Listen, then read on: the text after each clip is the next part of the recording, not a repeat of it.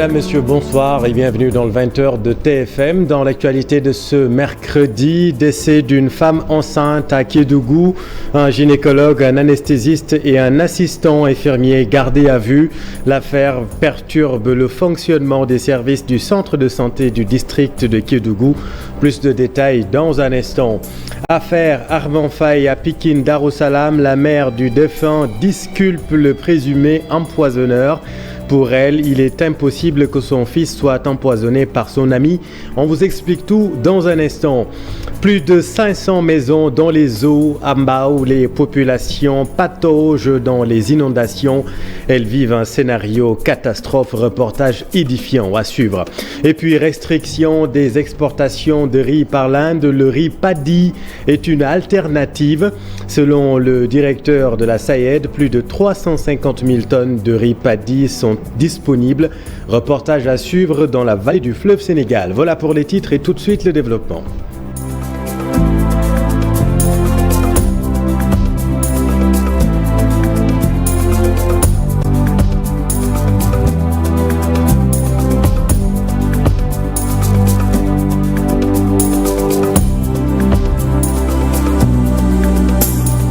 D'abord, ce drame à Kédougou, une femme enceinte perd la vie au centre de santé du district de Kédougou. 3 personnes sont gardées à vue. Il s'agit d'un gynécologue, d'un anesthésiste et d'un assistant infirmier. L'affaire perturbe fortement le fonctionnement des services du centre de santé. Nous y reviendrons dans nos prochaines éditions avec notre équipe du côté de Kédougou.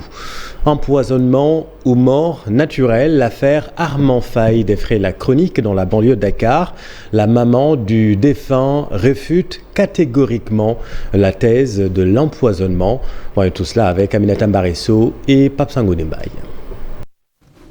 C'est une affaire qui a fait le tour des réseaux sociaux. Armand Faye, un ouvrier, aurait trouvé la mort après avoir mangé une clémentine offerte par son meilleur ami Babacar. La maman de la victime, trouvée devant la maison mortuaire, s'étonne de l'information et dément. Babacar yagul tinul. Xaritam la yag na ka jox lek, yag na dem keuram. Babacar n'a jamais tenté d'empoisonner mon fils. C'est une fausse allégation. Mon fils est mort naturellement. Tëddal nga jël nga gënaay wéeru mu ñëw fekk nga dee naturel yàlla rek moo sutural Babacar kenn mënu kaa taxal. L'autopsie révèle une mort naturelle. La famille de la victime aussi. ànd naturel lañu ànd sutura lañu ànd suuna lañu ànd. Mon défunt fils Armand et Babacar sont amis depuis plus de 20 ans. Une relation sincère et solide. jël caabi motel Armand. Des fois même, son ami Babacar lui cédait les clés de sa chambre des jours durant et il dormait seul dans la chambre. Babacar, Armand a même donné le nom de son fils à son meilleur ami Babacar. Armand Faye et Babacar, c'est une amitié vieille de plus de 20 ans. La mort d'Armand Faye dans la chambre de Babacar, preuve de cette longue amitié selon les parents.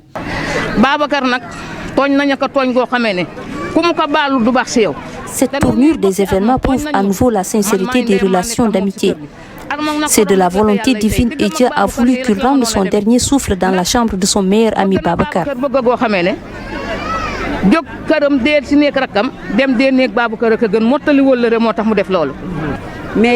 À tous ceux qui ont soutenu la thèse de l'empoisonnement, que le juge suprême nous arbitre. Des investigations menées à la police confirment la mort par arrêt cardiaque de Armand Faye. L'ami de la victime qui avait été arrêté a été relaxé.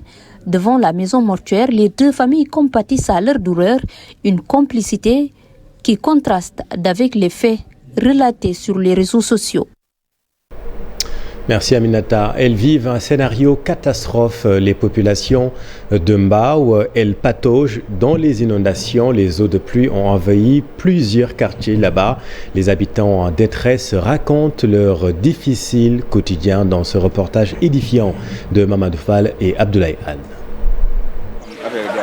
Il vous faut nécessairement ces bottes pour vaquer à vos préoccupations dans cette zone située dans la commune de Mbao. Plus de 500 maisons sont envahies par les eaux de pluie et des centaines de personnes dans le désarroi malgré le déclenchement du plan Orsay. Entre Sicap Villeneuve et la cité Senbat, le décor est insoutenable. Des familles obligées de squatter la terrasse pour survivre. Nous sommes vraiment fatigués et désemparés.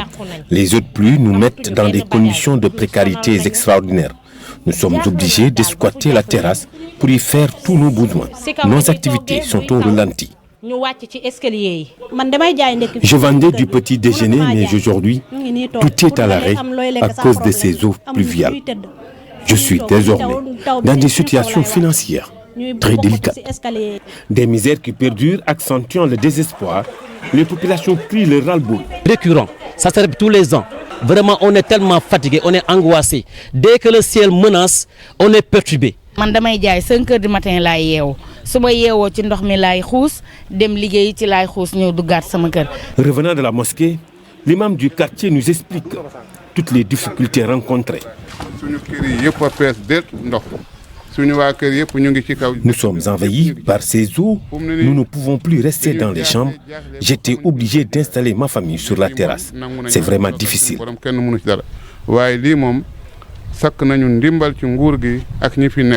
Patauger quotidiennement ne peut être chose aisée. D'ailleurs, les populations révèlent qu'ils cohabitent même avec des poissons. Chaque année, nous ndox bi dafay taa dugg suñu kër yi lépp si biir nag day ñëw sax gis nga su ñëwee sa saa si lay toog sa jën yi di ñëw fii di tëpp suñu kaw. Feet nañ dell ak ndox fii da ngay. Nous sommes débordés. Il y a même des poissons dans ces eaux. Il y a tout ce que vous pouvez imaginer ici, des rampants, des serpents, même des poissons. Nous ne sommes plus en sécurité. Craignant le pire, ces résidents de la commune de Mbao lancent un appel aux autorités. Ils veulent que leur cité soit évacuée. L'actualité, c'est aussi la perturbation de la distribution de l'eau. Vous le savez, les agents de la Sen'Eau observent une grève de 48 heures depuis hier et le mouvement d'humeur perturbe peu ou prou la distribution de l'eau à Dakar notamment. Regardez ce reportage de Habib Faye et Tierno Laurent Mendy. Dans l'intimité des foyers, la cité Onomo s'extrait du sommeil pour remplir des bouteilles. Une esquisse de solution face aux coupures d'eau.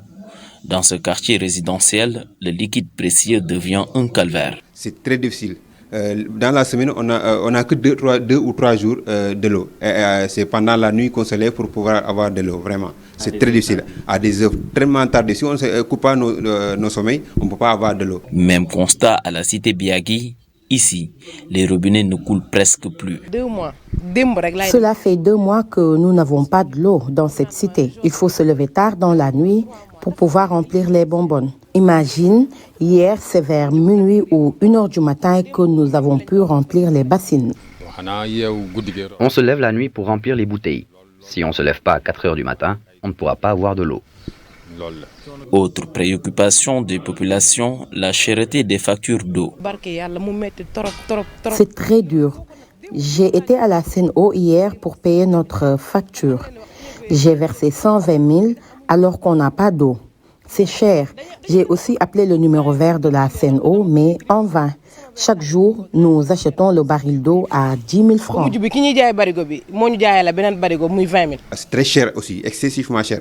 C'est ce qu'on n'arrive pas à comprendre. C'est-à-dire le fait que dans la semaine, on n'a que 2 ou 3 jours de l'eau et les factures deviennent de plus en plus très chères. La question de la distribution correcte de l'eau reste un défi à relever par les gouvernants, alors que les besoins en eau devraient augmenter de 30 à 60% d'ici à 2035, prédit la Banque mondiale. Le cadre unitaire des 3 syndicats majoritaires de la Sen'Eau, le SENTEC, le SDTE et le SUTES se démarquent de la grève actuelle. Cette grève a des connotations politiques, regrette le porte-parole du cadre Momarsi avec Abdoulaye Anne. Tout en vous rassurant que les négociations vont reprendre pour les intérêts exclusifs des travailleurs d'ici la semaine prochaine. Il faut savoir aujourd'hui qu'on n'a ni retard de paiement de salaire ou de primes ou de non-respect d'accords d'établissement qui ont été même améliorés. Nous avons eu une augmentation de primes de scolarité, une augmentation de 232 500. On a une prime de Korité qui était d'ailleurs une avance de 50 000 en 2019. Aujourd'hui, nous sommes à 100 000 francs pour une prime. Nous rassurons la population car aucune perturbation sur la distribution en eau ne sera notée. Et puis, intéressons-nous à ce chiffre, 25 000 enfants restent introuvables en Afrique. Et à la lumière de cette enquête du Comité international de la Croix-Rouge, on s'intéresse à la page « Trouvée ou perdue ». C'est sur Facebook, une page de 150 000 abonnés qui permet d'identifier ou de retrouver des personnes disparues. Et en chiffres, ça donne plus de 700 cas déjà réglés. Reportage Cheikh Diop et Mohamed Djeng. Son nom, Moustapha Sané. Il est le fondateur de la page Trouvé ou Perdu sur Facebook. Cette page est d'une importance capitale pour les Sénégalais. C'est une page qui, par exemple, aide les citoyens à retrouver des personnes perdues, disparues, disons, et aussi des objets perdus ou bien des moyens de transport, que ce soit scooter ou véhicules volés, et des pièces aussi égarées. Une page de plus de 150 000 abonnés, mais aussi plus de 700 cas réglés. On a deux autres groupes. Un groupe Facebook qui compte environ plus de 90 000 membres et un autre groupe qui compte plus de 30 000 aussi membres. Cette année, on est à 730. Plusieurs problèmes résolus par cette page. Moustapha nous raconte une anecdote. Il y a le cas de la maman qui avait perdu ses enfants depuis presque 25 ans. Voilà, ses 3 enfants. Le papa les avait amenés tout jeunes alors qu'elle était au marché. Et là, bon, après la publication, il y a eu de nombreuses groupes, pages qui étaient sensibles à la publication, qui ont fait un riposte de la publication. Et elle a pu retrouver en moins d'une semaine ses enfants qu'elle n'avait pas vus depuis 25 ans. Ses enfants même lui ont payé le billet d'avion pour qu'elle puisse venir les rejoindre. Selon les derniers chiffres communiqués par le Comité international de la Croix-Rouge, au moins 25 000 personnes sont portées disparues en Afrique. Au Sénégal, chaque jour, des individus restent introuvables. Le fondateur de la page Trouvé ou Perdu demande plus de vigilance pour stopper ce phénomène. Merci cher. Et venons-en à la restriction des exportations du riz prise, vous le savez, par l'Inde. La décision des autorités de New Delhi n'affectera pas l'approvisionnement correct du marché sénégalais selon la ministre du Commerce. Moins alarmiste, Aminata Assom Diatta confirme la disponibilité du produit et selon elle, il existerait d'autres alternatives si jamais la restriction indienne perdure. Ouais, tout cela avec Ibrahim Khan et Younous Diatta. Quand l'Inde, son principal fournisseur, décide de restreindre ses exportations, l'inquiétude s'installe forcément quand on sait que le riz prisé est très prisé des Sénégalais. Pour autant, le ministre du Commerce rassure, il n'y a pas péril en la demeure pour le moment. Le marché est bien couvert et d'autres alternatives sont en vue, selon Aminata Assom Diatta. Il y a d'autres riz comme les 5% brisés ou bien les 25% brisés qui ne sont pas concernés. Et aujourd'hui, le prix au niveau international n'est pas si exorbitant. Donc naturellement, ce riz pourrait en tout cas être importé à la place du 100% brisé. Mais aujourd'hui, nous, en tant que ministère en charge du commerce, nous ne pouvons pas trop nous avancer tant que nous n'avons pas la notification que l'Inde a faite, parce que dans le cadre de cette cette notification, nous allons trouver les conditions, la durée, etc. Parce qu'un pays peut décider de restreindre ses exportations pour une durée bien déterminée. Autre question également abordée par le ministre, l'oignon dont le kilogramme varie aujourd'hui entre 700 et 800 francs selon les localités. Aminata Assom Diatta annonce un retour à la normale dans les prochains jours. Des prix autour de 700 francs le kilo, 600 francs le kilo. Et donc, je pense que d'ici le Magal, Inch'Allah, les choses vont revenir vraiment au niveau normal. Entre le 12 août aujourd'hui, on est environ à 16 000 tonnes de plus d'oignons sur le marché et les choses vont se poursuivre. Hier seulement, il y a un opérateur qui me sollicitait pour en tout cas avoir la possibilité d'importer de l'oignon et d'ici le Magal pour permettre encore d'avoir des niveaux de prix beaucoup plus bas. L'oignon, le riz brisé, deux denrées incontournables dans le quotidien des ménages sénégalais. À quelques semaines du Grand Magal de Touba, le ministre calme les esprits et annonce un bon approvisionnement du marché.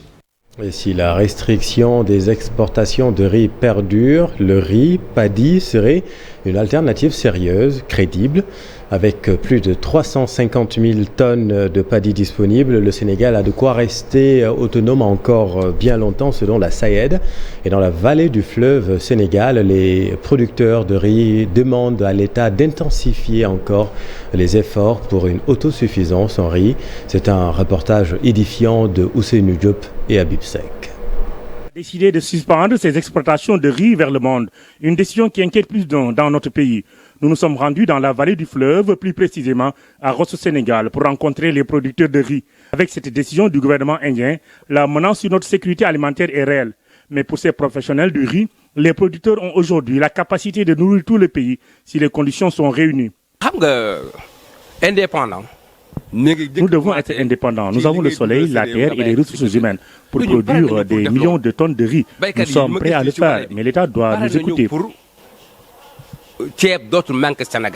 Pour ce jeune producteur, l'État doit aujourd'hui libérer les terres et accompagner la nouvelle génération. On compte sur les producteurs pour l'autosuffisance en riz, mais l'État doit les accompagner en mettant à leur disposition les terres, l'eau et les intrants. Parce qu'ici, dans la vallée, il y a des jeunes producteurs braves mais n'ont pas les moyens pour s'autofinancer, n'ont pas les moyens pour cultiver les terres disponibles. Certes, le gouvernement a fait de l'agriculture l'une de ses priorités, mais pour Ousseynou Ndiaye du CERIS, beaucoup de difficultés plombent le secteur risicole. Surtout avec la lutte aviaire, mais aussi on a des problèmes sur les aménagements. On a des difficultés aussi sur le prix aux producteurs. Parce qu'aujourd'hui, pour qu'on puisse motiver les producteurs, il faudrait vraiment un prix compétitif, un prix vraiment incitatif aux producteurs. Malheureusement, c'est ça qui pose problème aujourd'hui pour le producteur. Même si l'Inde décide de suspendre ses exportations vers notre pays, les Sénégalais ne doivent pas s'inquiéter. L'assurance est du directeur général de la SAED. On attend à peu près à une production qui peut tourner entre 325 000 et 350 000 tonnes de paddy. Une fois que ce riz donc est transformé en riz blanc, on peut s'attendre aujourd'hui presque à avoir une quantité de riz qui pourrait permettre aux Sénégalais de pouvoir le consommer pour au moins 2 mois et demi. Je pense quand même ça c'est important. Pour lui, le gouvernement est à pied d'œuvre pour une sécurité alimentaire au Sénégal. 3 mois, les récoltes aussi vont se faire et aussi c'est des quantités importantes aussi de riz qui seront récoltées et qui seront mis aussi sur le marché donc une fois transformés. Je pense que peut-être qu'on ne va pas couvrir tous les besoins du Sénégal, mais on va couvrir quand même une bonne partie donc des besoins du Sénégal et le reste donc on pourra peut-être le trouver ailleurs. Pour les producteurs de riz de la vallée du fleuve Sénégal, c'est le moment pour l'État sénégalais de redoubler d'efforts pour atteindre l'autosuffisance en riz. Non seulement nous avons fait des efforts, l'État a fait des efforts, ça il faut le reconnaître, mais nous l'invitons à faire plus. Nous avons des producteurs déterminés qui peuvent assurer l'autosuffisance en riz en autant record. Aujourd'hui, même si les acteurs assurent tant bien que mal l'approvisionnement quotidien du marché en riz, malgré les menaces de l'Inde, la situation risque d'être très complexe dans les prochains mois. Mais selon les responsables de la SAED, dans le nord du pays, des milliers de tonnes de paddy non encore transformées peuvent sauver les Sénégalais d'une probable pénurie de la denrée la plus prisée au Sénégal. Et voilà ce que nous pouvions dire ce soir sur cette affaire. Et puis va-t-on vers une hausse du prix du ciment? Le Conseil national de la consommation va se réunir le 6 septembre prochain pour statuer sur la question avec les acteurs de la cimenterie, les industries du ciment justement qui demandent une nouvelle homologation du prix. À ce propos, Aminata Assomdiata, ces précisions sont recueillies par Ibrahim Khan. Nous avons constaté effectivement que à l'image de toute l'économie, le secteur est impacté par la crise que traverse le monde. Et donc il est nécessaire pour soutenir en tout cas ce secteur en tout cas de faire face à cette hausse et donc de prendre les mesures idoines. Mais comme le ciment fait partie des produits dont le prix est homologué, c'est-à-dire avant que l'industrie ne procède à une hausse, il faut qu'elle envoie ces éléments, mais également il faut que cela soit présenté au Conseil national de la consommation. Et à partir donc de cette réunion du Conseil national de la consommation, des propositions seront faites au gouvernement qui décidera d'aller dans le sens du Conseil national de la consommation ou pas. Et à partir de là, si le gouvernement décide d'aller dans le sens de l'avis du Conseil national de la consommation, un arrêté sera pris pour fixer les nouveaux prix donc du ciment, Inch'Allah. Dans l'actualité politique, un léger vent de défection secoue le Parti démocratique sénégalais. Vous l'avez sans doute remarqué, plusieurs départs sont notés ces derniers temps. Le secrétaire général adjoint du parti, le Dr Cheikh Gueye, est le dernier à avoir quitté les rangs des libéraux. Mais que se passe-t-il à la permanence Omar Lamine Padji? Élément de réponse, Marcel Farbe-Maroun. Que va-t-il rester du Parti démocratique sénégalais? Au pouvoir entre 2000 et 2012, la formation libérale continue de perdre plusieurs de ses membres. L'un des hommes les plus fidèles au PDS, à une certaine époque, avait pourtant prévenu. Je crois que tout le monde sait, comme je l'ai dit, que le problème du PDS, c'est Karim Wade. C'est rien d'autre que Karim Wade. Et depuis qu'il a fait son intrusion dans le fonctionnement de l'État, dans le fonctionnement du parti, en 2008 et 2008, le parti n'a cessé de péricliter. Et j'ai longtemps dénoncé cette situation. Malheureusement, par affection au secrétaire général national ou par dévouement au parti, militantisme mis en avant, beaucoup de personnes ne m'ont pas écouté. Pourtant, au niveau du parti, l'on ne note rien de particulier. Ces départs font donc partie de la vie d'une formation politique. Les départs, on en aura certainement toujours. Il y en a peut-être d'autres même qui sont dans une situation d'attente. Mais rassurez-vous, cela ne freinera pas l'ardeur de notre parti. La foi que les citoyens portent au président Abdoulaye Wade et au Parti démocratique sénégalais, parce que nous constituons incontestablement aujourd'hui le recours et le refuge des citoyens sénégalais pour un Sénégal en devenir meilleur. Et je considère franchement que ces personnes dont vous faites allusion, c'est un non-événement. C'est un non-événement. Nous sommes habitués des faits. À chaque fois que nous approchons des échéances électorales extrêmement importantes, ou à chaque fois que nous sortons d'échéances électorales importantes, alors nous avons l'habitude d'avoir ces coups-là. En rappel, le docteur Cherdien, jusqu'ici secrétaire général national adjoint du Parti démocratique sénégalais, a rendu le tablier évoquant un conflit entre lui et Karim Wade. Au préalable, Toussaint Manga avait quitté le navire, lui qui n'a pas été investi lors des législatives du 31 juillet dernier, un peu comme Mayoro Faye et Cheikh Mbacké Bara Dolly à quelques jours du scrutin. Merci Marcel. Et puis en bref, retenez le report de la date d'exigibilité de la carte nationale de presse au 1er décembre 2022. Initialement prévu, vous le savez, le 1er septembre. La date d'exigibilité de la carte nationale de presse est donc fixée au 1er décembre 2022. Communiqué signé le président de la Commission nationale de la carte de presse, Daoud Amine. Venons-en aux préparatifs du Grand Magal de Touba, vous le savez, prévu le 15 septembre prochain. Reportage début du mois de lunaire de Safar. Durant 18 jours, les talibés mourides se préparent à célébrer l'événement religieux. Pas question de lésiner sur les moyens pour célébrer le Magal. Illustration avec les commerçants au marché Gombi. Reportage Habib Faye et Amadouba. Et c'est parti pour 18 jours de bienfaisance chez les fidèles mourides.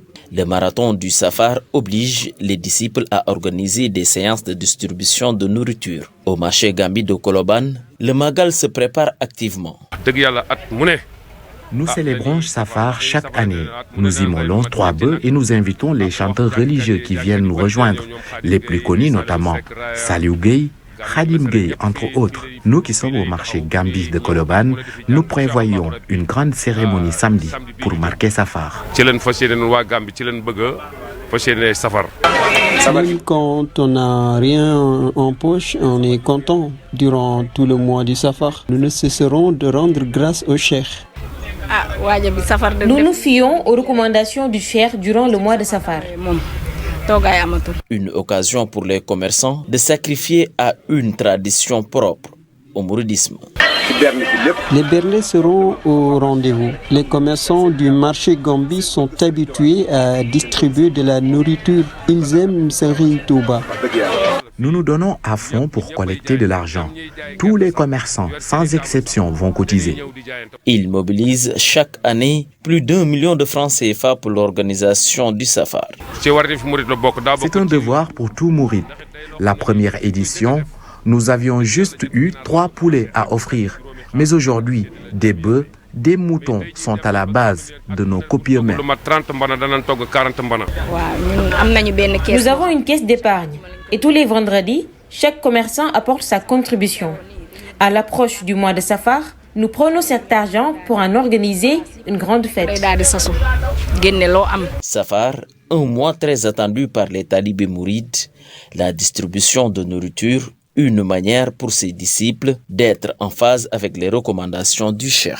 Merci Ebou. Et puis sur l'international, la mort de Mikhail Gorbatchev, plus d'hommages en Occident.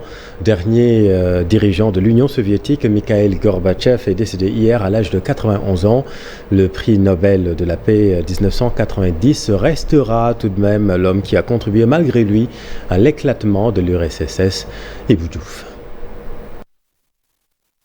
La mort de Mikhail Gorbatchev, dernier dirigeant de l'URSS, suscite des hommages marqués en Occident, mais plus mesurés en Russie, où beaucoup lui reprochent toujours d'avoir causé malgré lui l'effondrement de la puissance soviétique. Il était le dernier grand dirigeant encore en vie de l'époque de la guerre froide, dont les échos résonnent particulièrement depuis l'offensive massive en Ukraine de l'actuel président russe Vladimir Poutine, lancée le 24 février dernier. Avant son décès, Mikhail Gorbatchev ne s'était pas exprimé publiquement sur ce conflit d'une violence inédite en Europe depuis la Seconde Guerre mondiale, décrié en Occident comme une résurgence de l'impérialisme russe. Pendant les 20 dernières années de sa vie, Mikhail Gorbatchev s'était régulièrement inquiété des tensions grandissantes avec Washington, appelant à réduire les arsenaux nucléaires comme il l'avait fait dans les années 1980 avec le président américain d'alors, Ronald Reagan.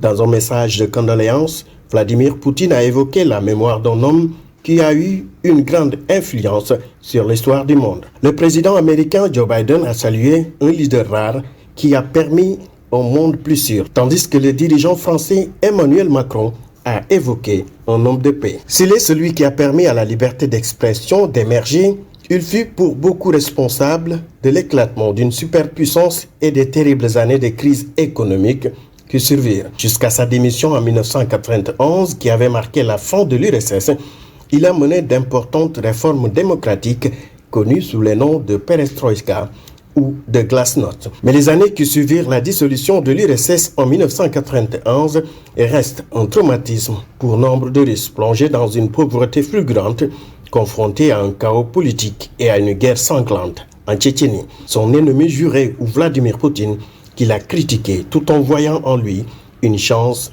pour un développement stable de la Russie.